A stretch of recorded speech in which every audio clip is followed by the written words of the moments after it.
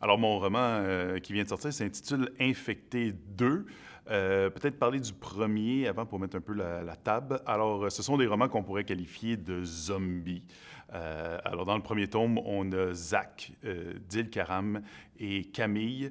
C'est la première journée de la fin de leur secondaire, donc secondaire 5, mais c'est aussi finalement la première journée de la fin du monde, parce que le boom, apocalypse, zombie, il va se passer plusieurs péripéties. Et là, dans le deuxième, on commence avec un personnage qui s'appelle Max, et lui, il va se faire mordre, mais il ne va pas succomber à la morsure.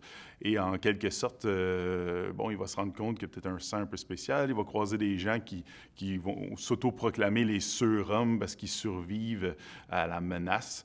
Et là, ensemble, on va essayer de, peut-être développer ou rencontrer des scientifiques pour développer un virus. Pas développer le virus, développer l'antidote au virus. Et ceux qui se demandent, mais qu'est-ce qui se passe avec Zach Dilkaram? Eh bien, il faut le lire pour le savoir.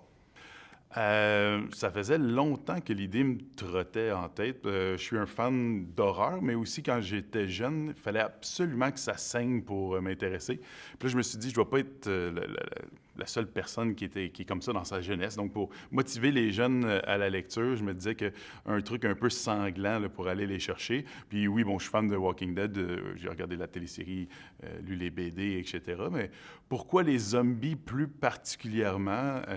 J'imagine, avec les zombies, il y a tout le temps comme une petite métaphore là, qu'on peut aller chercher. Comme là, par exemple, dans celui-ci, c'est comme un peu le passage à l'âge adulte, la crainte qu'on a, la menace qui vient du monde adulte, soit les parents, l'école, le travail, les autorités, et tout devient un danger, en quelque sorte, ici, des zombies. C'est un peu spécial le flash qui a fait en sorte que j'ai eu envie d'écrire ce livre. Je me promenais avec mon petit gars, mon premier enfant, Félix, quand il était dans sa poussette, dans Saint-Henri, des fois à 4 heures du matin, là, sortir dehors avec sa poussette pour essayer de le calmer, éviter les pleurs nocturnes, pour que ma conjointe puisse dormir un peu. Puis c'est ça, se promener tout seul dans Saint-Henri. Il n'y a pas un chat, il n'y a rien, on dirait comme un monde post-apocalyptique. Parfois, croiser une personne un peu weird qui vient de jaser à ça de la face, puis tu te dis, OK, supposons que c'est un zombie.